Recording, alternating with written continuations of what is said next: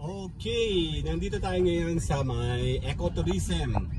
Dadaan tayo sa may bypass ng ecotourism going to Kota Viaduct.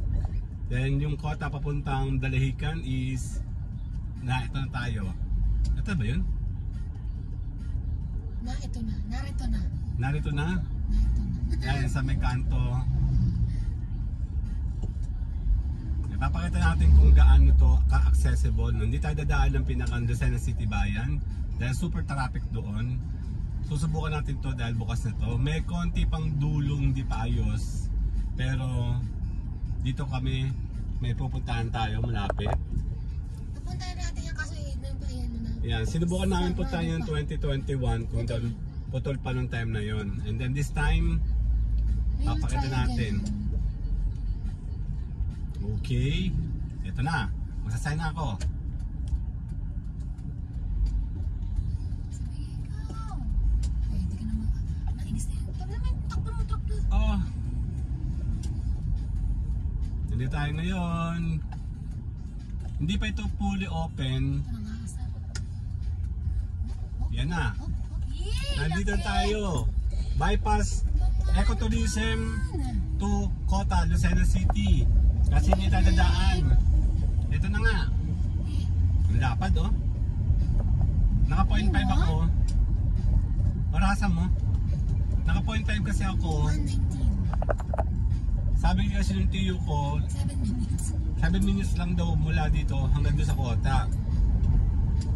Oh, hanggang saan nga ba? Hanggang dito. May train? Hanggang dito tayo na eh. Sabi yung mga bayan dyan. Hanggang dito lang sa train.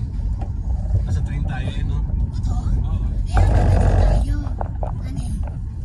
Oo. Ulitin mo sa ng train. Paggabi, hindi mo tayo. Ano? Siyempre. Kaya kabata ka talaga ng pagkagayaan. Ito, nasa train tayo. Riles ang train. Yan, hanggang doon lang tayo dati. Sinubukan namin to. Oh, papihan. Mahal na lote dito. Nagmahal na. Every time na nag-open sila ng ganyan. Malapit lang daw to eh. Ewan ko. Medyo malayo pa ito sa amin. Pero susubukan natin kasi ito ay shortcut. Yun o, papunta saan yun? Baka doon sa ano? Baka doon sa... Doon sa atin. Oo. Doon sa pinuntahan natin. Yung dapat, di ba may diretso pa doon? Kumanan tayo, di ba? Hindi na nga siguro. Yan, kung kaya pupunta kayo ng Lucena City sa may Dalahican, dito nang daan pag galing kayo ng Maynila. Ecotourism, via Ecotourism.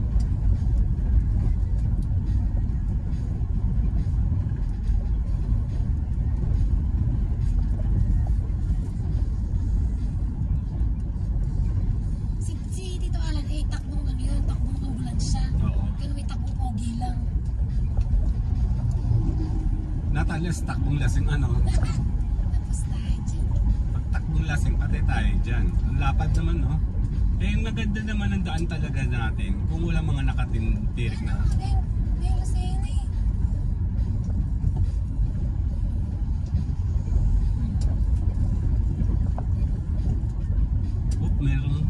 Merong ginagawa, oh. Ginagawa ba yan? Oh, palay! Panalo, te, kuya!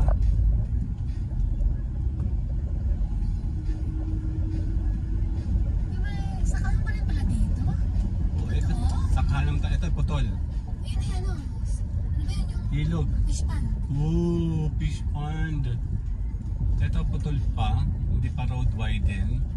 Pero naka-ready siya. Naka-ready na. Very good, very good. Kaya ingat, pag nalaglag ka dyan, ito yung putol yata. Pero yung tulay hindi road widen. Uy, kayo pasa na. Yun o, nakalapas ngayon sa sasakyan.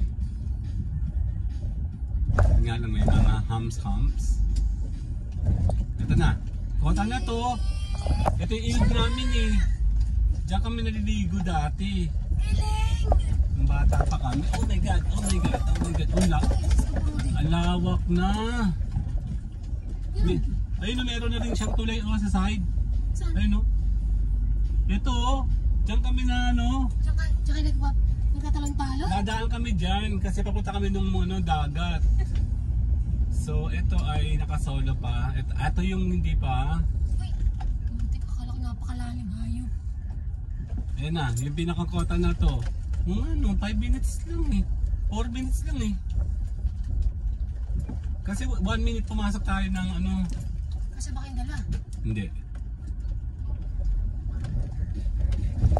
5 minutes lang. 4 minutes na lang, bagal ko pa eh. 4 minutes. Baka tinutukoy ni Kuya ano sa circle, sa Eco Tourism Circle.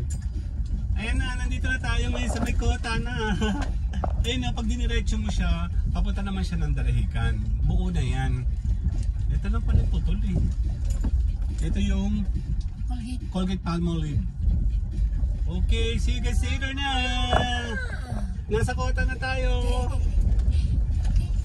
Later na, bye bye. Papunta na po yan ng Dalahican.